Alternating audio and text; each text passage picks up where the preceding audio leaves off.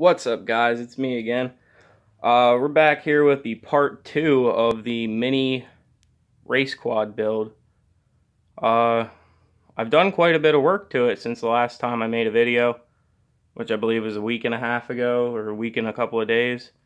And after I show you a little bit of an overview of what I've done to what you see right here, I'll take you off the tripod and I'll show you a little bit of everything else that I've done.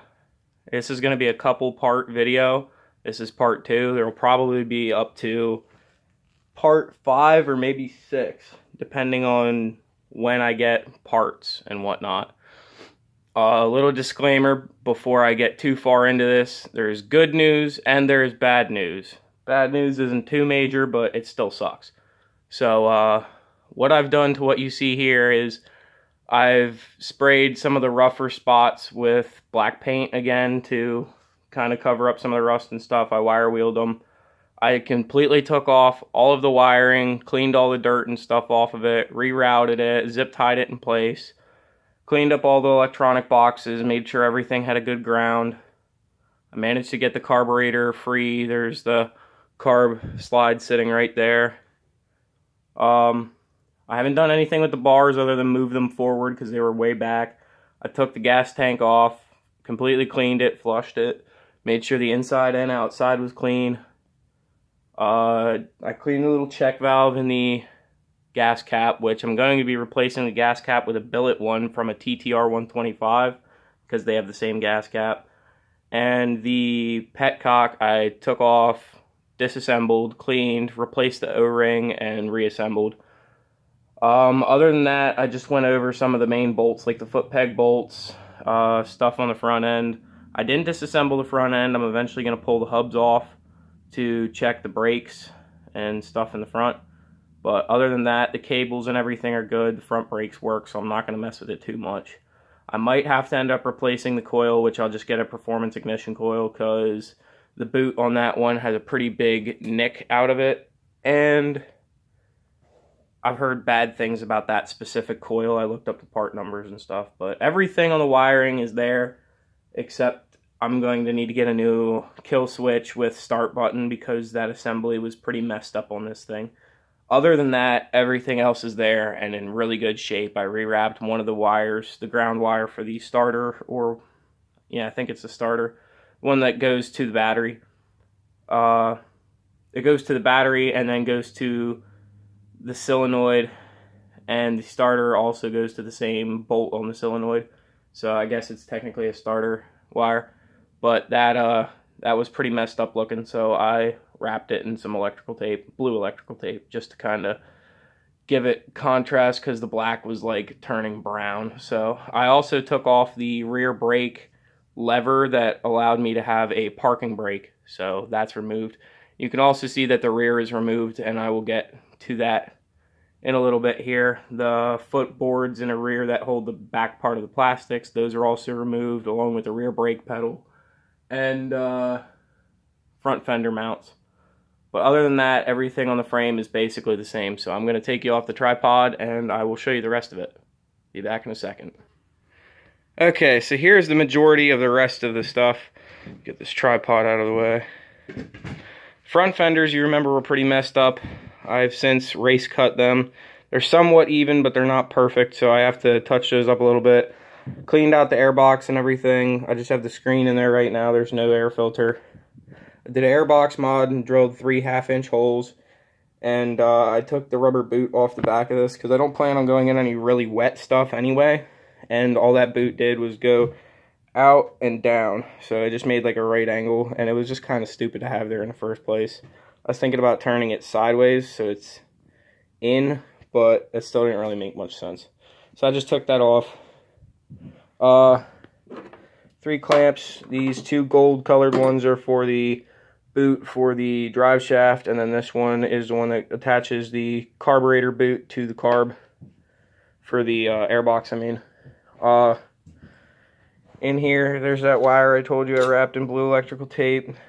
Here's a diode assembly, 2 motor mount bolts, the intake O-rings and plastic part, and the drive shaft. There's also the original piece of fuel line. I want to reuse that spring that's on there, so I didn't want to lose it. And then that's the airbox trap that's been cleaned out and whatnot. Here's hardware bolts and front bumper bolts. Front bumper is sitting over there. It is bent as hell. I got to get a new one. I can get a used one for about $35 on eBay. The rear brake cover is in pretty good shape. I banged out some of the dents. These are normally really messed up. The drain vent, though, is not messed up. There's one small hole there that has to be tack welded and then ground, and then this will get repainted. And I also have to replace the seal that prevents dirt from getting in your brake system. Other than that, everything in the rear was in really good shape. There's the starter. I cleaned it a little bit. Still needs some more cleaning. I haven't tested it to see if it worked. This is all the rear assembly hardware, like axle nuts, brake spring, bolts and stuff that hold that in, and drive shaft bolts. Carburetor assembly, stupid shit like that. That was completely full of water. You can see how terrible that looks. Here's the switch assembly I was telling you guys. The entire innards of it are just gone. The only thing that's there is the start button. So I could technically use this as long as I made sure that the switch was on the run position or whatever inside of this assembly, and then I could just shut it off with a key. But I'd like it to work. This is the little choke cover that goes right there, but it's broken, so I gotta get a new one of those. Then this is that air boot that I was telling you that goes in the air box. It's really short and there's really no purpose for it, so I just took it off anyways. And somebody made a homemade air filter out of a Scotch-Brite pad. So that being said, I'm going to order a Moose Racing air filter. On to the bad news. There's quite a large crack in this case. I don't know if you could see it because of the oil filter there, but it goes down in there. So the right side case has to be replaced. But good news is I found a set of cases online with the left side case being slightly damaged. I found both cases for $17. So the case that I don't need is damaged, but the case that I do need is in good shape. So that's not a bad thing. And I could still save the other side case if for in the future I would need that one as well. Other than removing the cover off of the clutch side, I have not done anything to this other than I pulled the starter gear out just to see what kind of condition that was in, because apparently these things have some pretty shitty issues with starter gears. Drive shaft yoke's in good shape. There's no play in it really. Maybe a little bit. But other than that, everything looks to be in good shape. All 4 hubcaps are there. They have been cleaned and scrubbed. This is the boot for the drive shaft. Intake from the airbox to the carburetor. Battery strap. Or this might be the battery strap, and then that's the tool band strap. I can't remember exactly. I'll figure that out. And then these are the foot pegs. There's still some water on them, but everything is clean and in very good shape. I have the head sitting in a bucket of cleaner right now because it was soaked in mud. People let it just sit outside and shit. There's the one rear wheel with the hub. I've painted the rear blue. Yes, I know there's some blue on the axle, but that can be sanded off later. If I can pop this off with one hand. All my brakes in the rear are in good shape. They were a little dirty, but I cleaned them up the best I could, and they will last probably for another 20 years or more. Other than that, the rear's in really good shape. The brakes there, everything's... I might have to adjust the arm as to where the arm's at, but other than that, that's all good.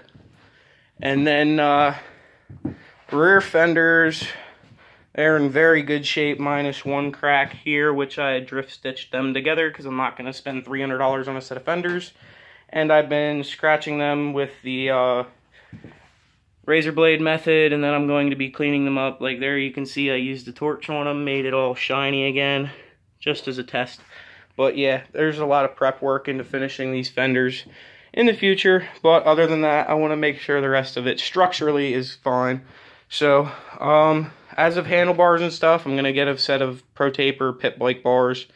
I found a universal pit bike exhaust that should work for this. I'm going to have to chop the original exhaust and whatnot, and then I will mock that up. So it should sound good, run good, handle good. Tires are going to be a pain in the ass to find. I figured that out the hard way.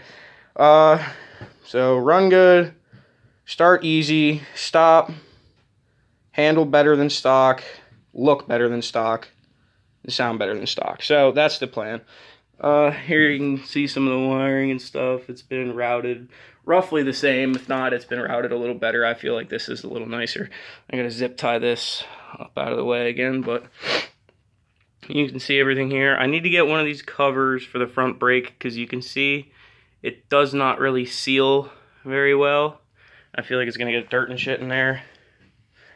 So the only thing I'm going to have on this side is the start-stop switch and a grip, because there's the other cable that's for the rear brake, and I don't need a rear brake with a foot brake and a front brake, so I'll be good. And then I'm going to powder coat some covers and stuff and make stuff look good, like both the engine covers and then the cover for the top here, and maybe a couple little other odds and ends. I straightened out that tab in the front a little bit better. You can see it's still not 100%, and this tab up here has to go up. So other than tweaking that a little bit, maybe touching that up with some black paint, everything else is basically ready to go back together. I'm just waiting for that brake seal, which I ordered in the mail, to reinstall the rear. And then after the rear's installed, I can start installing this stuff. We got front fender mount. We got the shift lever painted in black. Those are the other front fender mount. We got the rear brake pedal and linkage in blue. Drive shaft yoke and drive shaft sleeve, I guess you would call it. And then these are the footboards, and I have to paint the intake yet. I'm going to paint that blue just for a little contrast in the motor. Once I get all the parts for the motor and whatnot, the cases are going to be painted black. Well, actually, I'll probably paint the cases silver. I'll paint the head silver, and then the cylinder I'm ordering online is black. So it'll be black and silver, and then the side cases I'm going to powder coat a satin black, because gloss black right now is pretty hard to find. But it lasts very long, and I did some of that on my dad's four-wheeler and his 450. And then this aluminum plate, I'm going to make an airbox cover. You can kind of see the shape of it because it tapers up.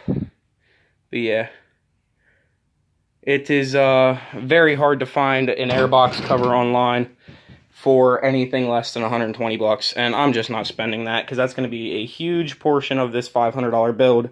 So far, I have $4.50 in paint into this project, and I have it basically 40 to 50% complete, other than like getting the motor running and stuff. Tires. Literally tires, the top end, and little things like air filter and stupid stuff like that. Maybe some hardware here and there, which I've pretty much found all used hardware, which I'm going to clean up and make look nice again.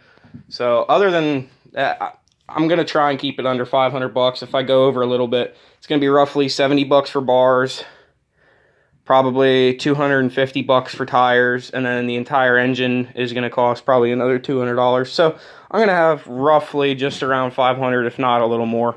I already have a lot of the powder coating materials, and another can of paint's only like $4. So if I'd like to stay $500 to $600. Any more than 600 bucks, I'm kind of losing my ass, because they only go for about $1,000, which is ridiculous because the price of these parts, these things should be going for 10 grand. But we will see. I was just really happy with how these rubber parts came out. Like, this boot was completely, you can kind of see it's gray on the back here, but it's nice and black on the inside again. I mean, this whole thing looked like this scummy brown gray color. I gotta go over that one again, but the foot pegs and the hubcaps, they all came out nice. The boot came out nice. These straps are in really good shape. Just those straps go for $50 a piece on eBay. It's just, some of the stuff is nuts, but alright, that's enough of me rambling. I will catch you guys on the next portion of this build, or maybe even the next portion of anything. Still looking for the likes on the Micro Mondays, and you will see what this little project right here is. Get back to you guys a little bit later. Have a good day.